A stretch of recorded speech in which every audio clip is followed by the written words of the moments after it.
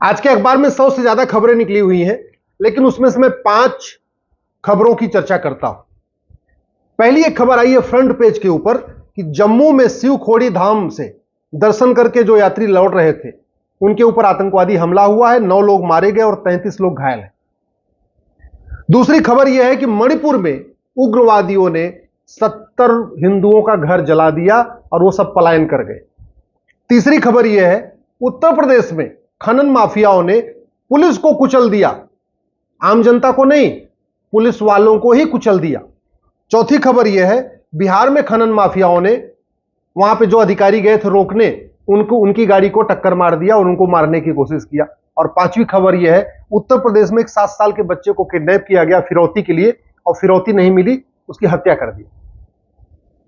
मैं आपसे पूछ रहा हूं, दुनिया में 195 देश हैं, 195 कंट्रीज हैं, क्या पूरी दुनिया में आतंकवाद है क्या? नहीं। जब पूरी दुनिया में आतंकवाद नहीं है और भारत में आतंकवाद है, इसका मतलब आतंकवाद लाइलाज समस्या नहीं है, हम उसकी ठीक से दवाई नहीं कर रहे। क्या पूरी दुनिया में उग्रवादी लोगों का घर जलाते हैं, जैसे मणिपुर में 70 लोगों का घर जला दिया? नहीं। तो भारत में अगर उग्रवादी हिंदुओं का घर जला रहे हैं, पूरी दुनिया में ऐसा नहीं होता है, इसका मतलब ये जो उग्रवाद भी लाइलाज समस्या नहीं है, यह विश्वव्यापी समस्या नहीं है। भारत में उत्तर प्रदेश में और बिहार में खनन माफियाओं ने पुलिस वालों को कुचल दिया। क्या पूरी दुनिया में खनन माफिया ऐसे ही काम करते हैं क्या? नहीं। इसका मतलब ये जो खनन उद्योग है, जो खनन माफिया है, इनका भी पूरा इलाज है, ये भी कोई लाइलाज समस्या नहीं। 7 साल के बच्चे को किडनैप किया, फिरौती नहीं मिली, हत्या कर दिया। क्या पूरी दुनिया में अपहरण होता है क्या? नहीं। इसका मतलब अपहरण, फिरौती, ये भी लाइलाज समस्या नहीं है। तो फिर दिक्कत क्या है? आखिर भारत में क्यों हो रहा है? मैं जैसे बार बार कहता हूं, पहले भी कह चुका हूं, डॉक्टर बदलने से दवाई ठीक नहीं होती है। डॉक्टर बदलने से बीमारी ठीक नहीं होती है, दवाई बदलना पड़ता है।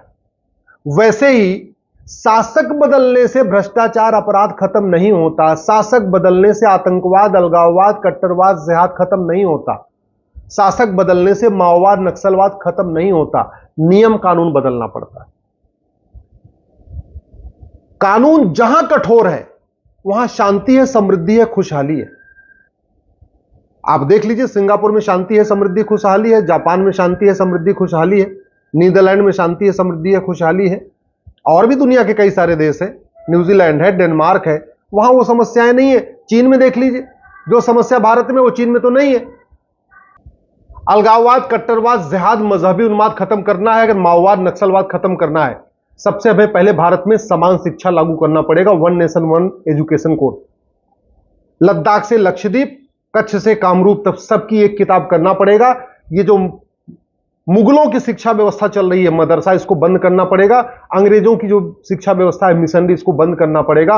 1 नेशन 1 सिलेबस होना चाहिए। सब बच्चे अपनी अपनी भाषा में पढ़ें, लेकिन किताब एक होनी चाहिए, और वो भी प्राइमरी में संस्कार वाली शिक्षा देना है।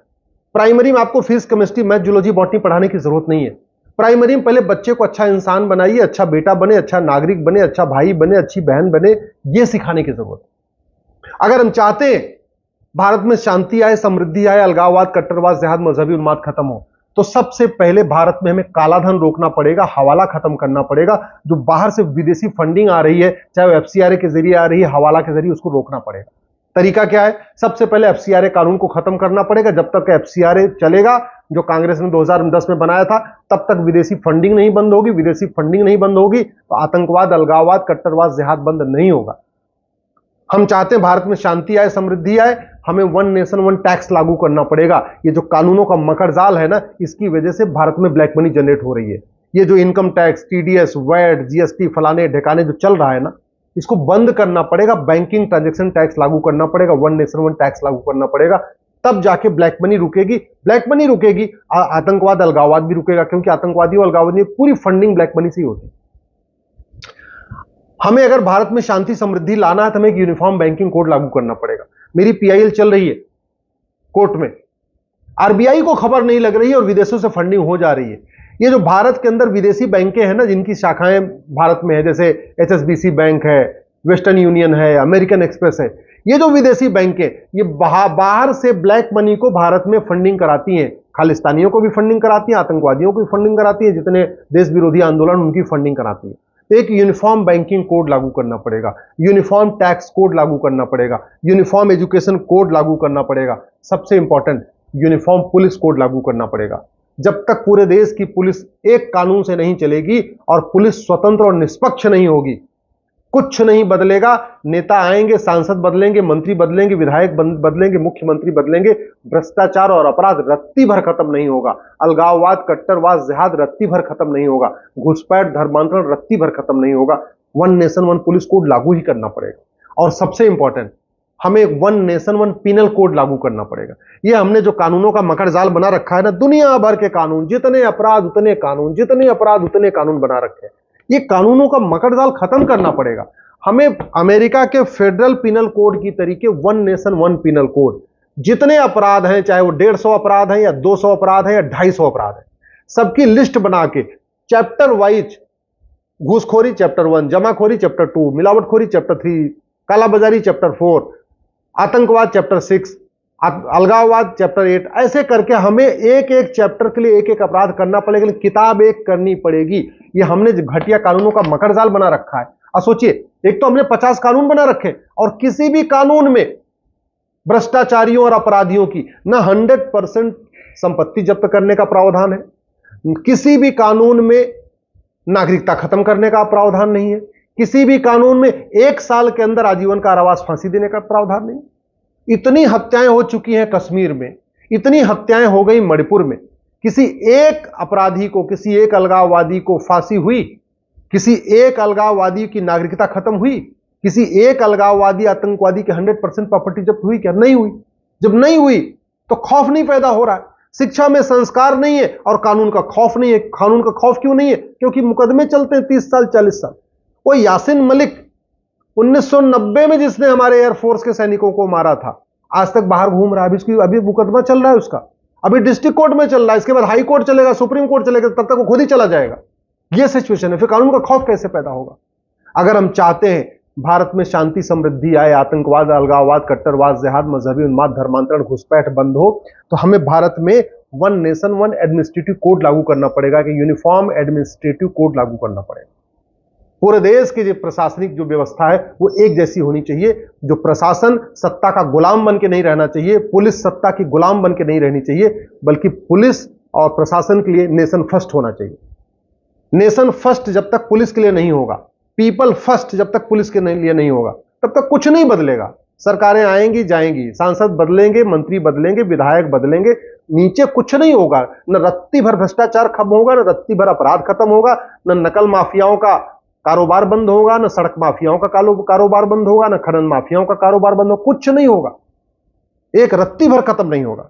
अगर हम चाहते हैं कि भारत में शांति समृद्धि आए, तो हमें जस्टिस विद इन ईयर लागू करना पड़ेगा, एक one nation one judicial code लागू करना पड़ेगा, जजों की मनमानी रोकने के लिए एक जुडिशियल चार्टर लागू करना पड़ेगा, जजों के लिए मैंडेटरी करना पड़ेगा कि आपको हर हफ्ते तारीख देनी है, एक एक हफ्ते पे तारीख देना है, 10 तारीख, 15 तारीख, 14 तारीख, 20 तारीख के अंदर मुकदमा खत्म करना। कोई भी मुकदमा साल भर के ऊपर जाना ही नहीं चाहिए। जस्टिस विद इन ईयर का मतलब 1 साल के अंदर फैसला करना ही करना है, चाहे वो सिविल का मुकदमा हो, चाहे क्रिमिनल का मुकदमा हो, चाहे वो प्रॉपर्टी का मुकदमा हो, चाहे वो कॉन्ट्रैक्ट का मुकदमा हो, जो भी मुकदमा है 1 साल के अंदर खत्म होना ही चाहिए। डिस्ट्रिक्ट कोर्ट में भी 1 साल में होना चाहिए, हाई कोर्ट में भी 1 साल में होना चाहिए, सुप्रीम कोर्ट में भी होना चाहिए।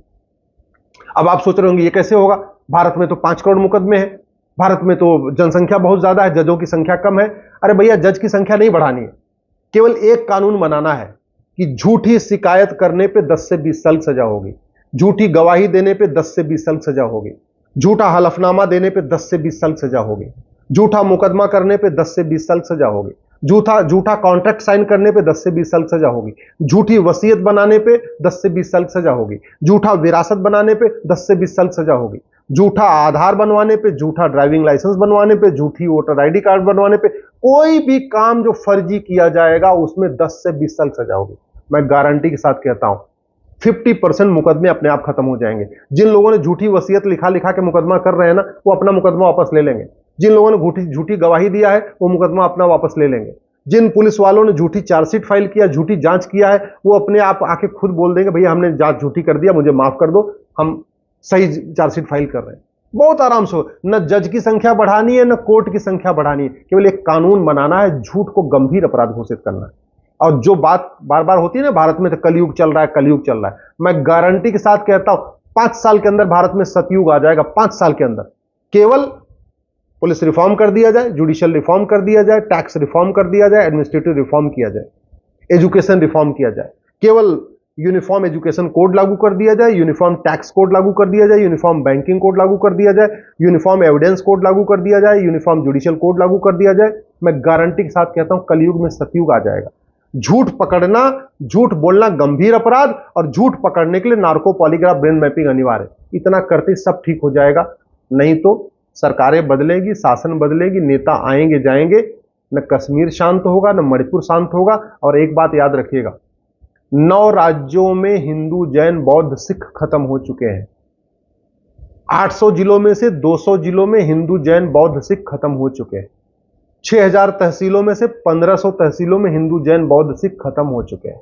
अभी भी अगर हमने judicial justice with in year लागू नहीं किया और कठोर दंड की व्यवस्था नहीं किया, भय बिन होय न प्रीत, जब तक शिक्षा में संस्कार नहीं होगा और कानून का खौफ पैदा नहीं होगा, तब तक ऐसे ही आतंकवाद भी चलेगा, अलगाववाद भी चलेगा, कट्टरवाद भी चलेगा, जिहाद भी चलेगा, मजहबी उन्माद भी चलेगा, घुसपैठ भी होती रहेगी, धर्मांतरण भी होता रहेगा, सब कुछ चलता रहेगा। लेकिन कानून अगर बदल दिया, मैंने कहा ना, बीमारी ठीक हो जाती है।